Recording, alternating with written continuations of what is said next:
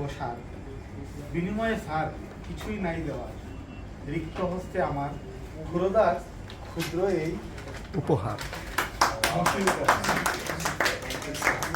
ধন্যবাদ। এইটার ওজন সহ্য করতে হবে।